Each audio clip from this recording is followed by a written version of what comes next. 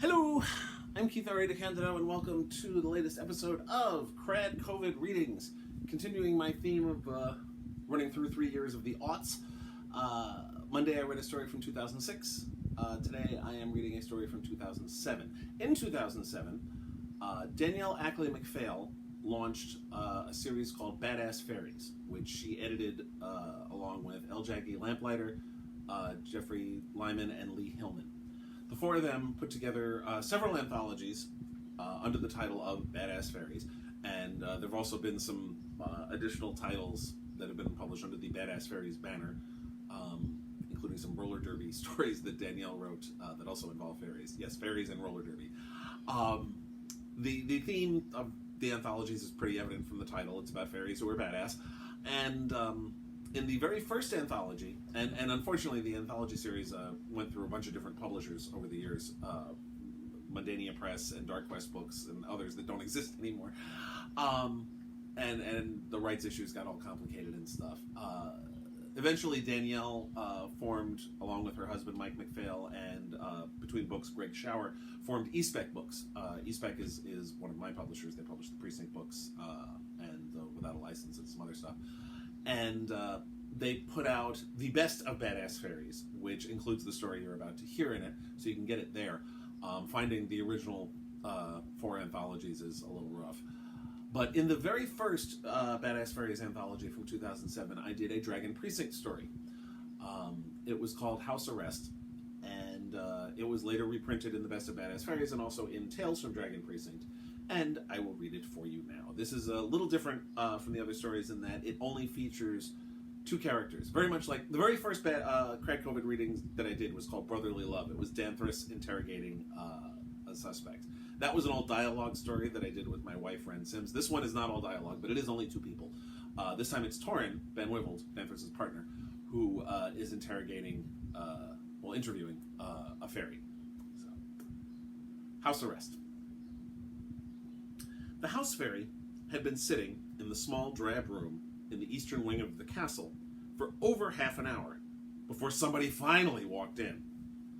The home of the lord and lady who ruled the city-state of Cliff's End, the castle was also the workplace of many of the nobility and others who served the domain. This wing housed the headquarters of the Cliff's End Castle Guard, who were tasked with maintaining law and order in the port city. This was the first time the fairy had entered the lord and lady's seat. But then, as a house fairy, he had reason to stay inside his own home. Being confined to this room, however, was frustrating for the fairy, as there wasn't enough room to fly about, and there wasn't anything in the room to hold his interest. The decor was rather pedestrian. A table surrounded by 3 chairs, 2 on one side, 1 on the other, a lantern that cast odd shadows, and nothing else. The house fairy had been brought here by 2 large members of the guard for questioning, along with the humans who lived in the house for which he was responsible. Well, all but 1 of the humans. The one they didn't bring was also the reason why they had all been brought to the castle. Alvin, the middle son, was dead. The house fairy regarded his new visitor, a tall man with long red hair and a thick red beard that obscured virtually all of his face, save an aquiline nose and probing green eyes. He wore an earth-colored cloak indicating his rank of lieutenant, which also meant that he was tasked with the solving of the more elaborate crimes, such as murder. The cloak covered leather armor that was decorated with the griffin crest of the lord and lady. "Good afternoon," he said, closing the door to the small, drab room behind him as he entered. "My name is Lieutenant Torin Ben Wyvald." The fairy had been pacing. "It's about time somebody showed up. I was going barking mad in here." "My apologies. I'm afraid that this case is rather complex. I can't even sit thanks to those blessed bat chairs, and the place is too small for flying. These wings ain't for show, I'll have you know, Lieutenant." "Again, my apologies. I'm afraid we don't have any stools. Feel free to sit on the table." With a loud groan of annoyance, the fairy did so, crossing his green legs and folding his green arms. Indeed, the fairy was entirely green, save for his wings, which were more of a teal color. Torin would normally have sat in one of the 2 chairs with their backs to the door, facing the person being questioned, who was in the chair on the other side of the table, but the fairy's position on the table's edge made that awkward, so Torin remained standing. "Now then, You are the house fairy of the Grabodlik residence, yes? Right. I'm afraid I was never able to get a name for you. What are you called? Smiling sardonically, the fairy said, The house fairy of the Grabodlik residence will do the trick, thanks. Afraid you couldn't pronounce my name. You'd be surprised what I could pronounce, good sir. Not properly, the fairy sighed. He went through this every time a non-Fae tried to call him by his name. See, us Fae, our language doesn't just use the throat. The vibration of our wings are part of it too. Like I said, they ain't just for show. So if you're not physically capable of pronouncing my name, and if you try it, it'll sound wrong. Very well, good Sir Fairy. Torin nodded and leaned up against the wall. I assume you know why we brought you here. Well, I'm guessing it's got to do with poor Alvin's death. Correct. Well, at least it got me out of the house. Honestly, I almost never leave. Don't have much call to, really. I mean, as a house fairy, I've got a job to do, and ties me to the place most of the time, you know? Understandable. Castle's nice. Not so sure about this room, though. Rather drab.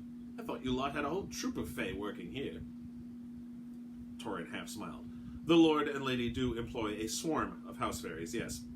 Well, obviously they forgot this room the last time they swept through. The fairy didn't even try to keep the disdain out of his voice. Seeing no need to explain that the room was kept drab on purpose, Torin pressed on. We're here to talk about young Alvin Grabodlik. Right. How'd he die, anyhow? That, in fact, is what we are trying to determine. My partner and I have been interviewing the members of the Grabodlik family. The fairy shook his head. You have my sympathies, Lieutenant. Oh? Torin said, with a bushy red eyebrow raised. Look, I don't mean to speak ill of the folks or anything, really, the fairy said, unfolding his arms to hold up his hands in a gesture of reassurance. I mean, they're decent enough, for humans. But, well, I've been the house fairy of that place since the Lord and Lady founded Cliff's End, and it has seen better owners. Seen worse, too, really, but these guys ain't hardly the best I've seen. Now Torin did sit in one of the chairs, taking care to pull it away from the table. The fairy winced when the wooden legs dragged on the stone floor. I'm afraid we haven't been able to determine the provenance of the house. Who are the prior inhabitants? Looking up as if the ceiling would aid in remembering, the fairy let out a breath before speaking. Well, it started out belonging to a fishing family, the Tosbrets. They were nice. Always gave me a saucer of fresh milk in exchange for cleaning the house. Then the last of them died, and it went to some rich sod at the estate's dale, one of the Sinis boys. He rented it to a young fellow who was getting married. Everything was fine at first, until they had a kid. Then it all went to hell. They kept forgetting to put out the milk, let the kid knock over the charms. Well, I can't work under those conditions. Again, folding his arms, the fairy shook his head. I refused to keep the place clean until they performed the rituals right. They didn't, so I stopped. How did that get resolved? The place was such a pigsty, the kid got sick and died. The wife committed suicide after that, and the man, I don't know what happened to him. Then the Sinis boy rented the house to a healer who lived alone with her cat. She was great, real nice, but the cat was a real monster. Kept drinking my milk. Smirking, the fairy added, Not that little, really. That was one fat old muggy. When the cat up and died, she moved to Yaren, and the next was another couple, the Forkrins. The fairy shuddered. Never forget those two. Didn't even acknowledge my existence. At Torin's questioning gaze, the fairy explained. Temesans. Ah, yes, Torin said with a nod. If I have my theology correct, Temesa frowns on the Fae, does she not? Well, Temesa can go hang for all I care. The fairy pointed a green finger at Torin. I'm just trying to make an honest living here. I don't need some goddess sticking her nose into my business, okay? So after they left... Holding up a hand, Torin interrupted. Wait a moment, please. Why did the Forgrins depart? Well, it's all well and good to disbelieve in house fairies, but then you need to pick up the slack, don't you? Well, Mrs. Forgrin was the world's worst housekeeper, and Mr. Forgrin was allergic to dust. So they left, and Sinis couldn't find anyone, so he moved in. Used to entertain his lady friends every once in a while. Which Sinis was this? Jared. Torin blinked. Isn't he married? Grinning widely, the fairy said, That's why it was only every once in a while. The grin dropped quickly. It's kind of frustrating, too, because the only time he'd leave out milk for me was when he'd be entertaining. Mind you, he'd leave a huge bowl of the stuff, so I'd make the place cleaner than the Lord and Lady's china. But then the place would go to putt between trysts. I remember one time his wife caught him at it. Didn't see him for months. I swear I was this close to sucking on a cow. His face scrunched up in mild disgust, Torin said. It never came to that, I hope. The fairy shook his head. No, Jared couldn't keep it in his tights that long. Anyhow, it wasn't long after that his investments all went bad on him and he had to sell the place. This is about 10 years ago. Ah, yes, right after the crash. At that, Torin got up and started pacing the room. That was shortly after I began working for the Castle Guard. Yes, well, it was great for me. I got the best family since the Tosbrats, the Melkins. They were the best of all possible worlds. Neat freaks who didn't drink milk, so everything they bought went to me. I can see how that would be appealing to you. Oh, it was great. One speck of dust, and they were putting up charms and putting out the big bowls of milk. Now, to be honest, I don't care that much about the charms. It's just cheap symbolism, really. But the milk, I live for the milk. The fairy got a bit of a faraway look, until Torin cleared his throat and said, According to what Mr. Grabodlik told us, he bought the house from Mr. Melkin after the latter's wife died, yes?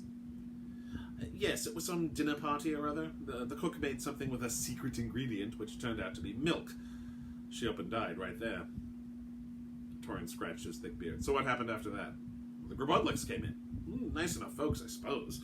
A little odd. I mean, Mr. Grabodlik spends all his time in the library. Won't let me in there at all. Put up wards, even. Were you closed off from any other part of the house? No, just there. The old sod loves to read, I guess. The fairy folded his arms again. Didn't matter to me none. Mrs. Grabodlik was the laziest woman who ever lived, and she was more than happy to let me do all the work. Lazy women are the best thing for a house fairy, that's a fact. And I dare say active women are the best thing for lazy house fae. The fairy glanced over at Torin as if never having considered that before. I suppose so, and I wouldn't know. Doesn't matter to me none. I'm just in it for the milk. Of course. What of the rest of the family? Shrugging, the fairy said, well, the children are all nice enough. Especially Alvin. Very good boy he is. Shame he had to go and die like that. How'd you say he died again? I didn't. Torin stopped pacing and walked over to the table. The fairy's small size meant that he towered over the creature. If I may ask, how often did the Grabodliks require your services? Again, the fairy shrugged. Well, about like usual. Not as often as the Melkins, but enough, I'd say. Twice a week. Maybe 3 times if the children got rowdy. Or if there was a rash of accidents. I'm sorry? The fairy squinted. Torin walked toward the door and leaned against it. According to what Mrs. Grabodlik told my partner, there have been a rash of strange accidents lately. The looking glass on her vanity broken, the kitchen utensils all on the floor, the kerosene draining out of the lanterns. I remember cleaning up that kerosene. Foul stuff, let me tell you. I almost held out for more milk for that one. That would have been a bit of a hardship. What do you mean? Now Torin started walking slowly back toward the fairy, who, for his part, was shifting on the table. Well, you are, of course, aware of the bovine malady that has struck Cliff's End. What's a bovine malady?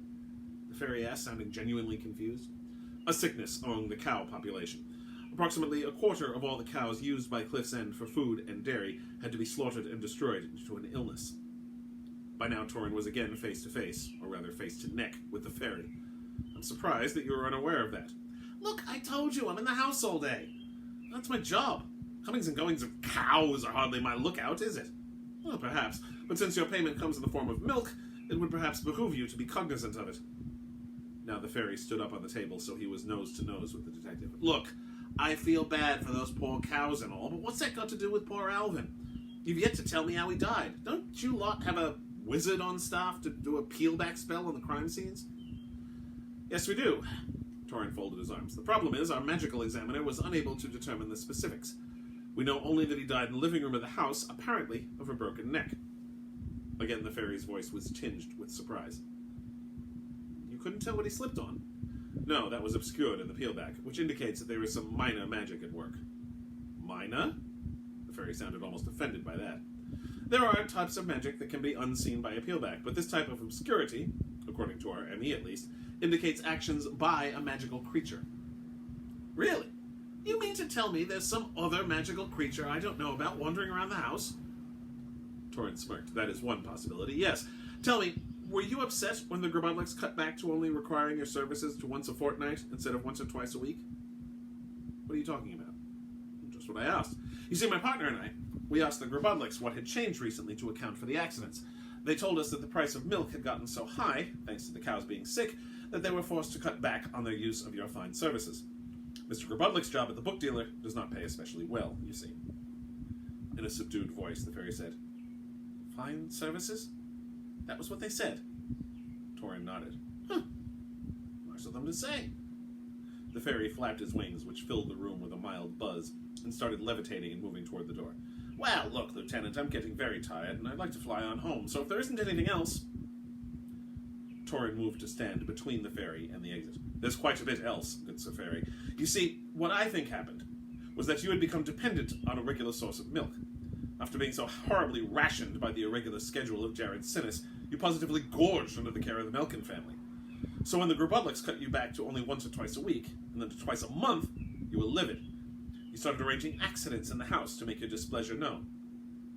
That's a fine story, Lieutenant, but how did you know that Alvin slipped on something? That brought the fairy up short. The buzz dimmed as his wings flapped more slowly, and he descended a bit. What?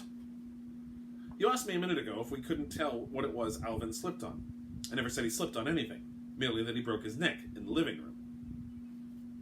Turning his back on Torin, the fairy flew back to the table, alighting on the chair, but not sitting.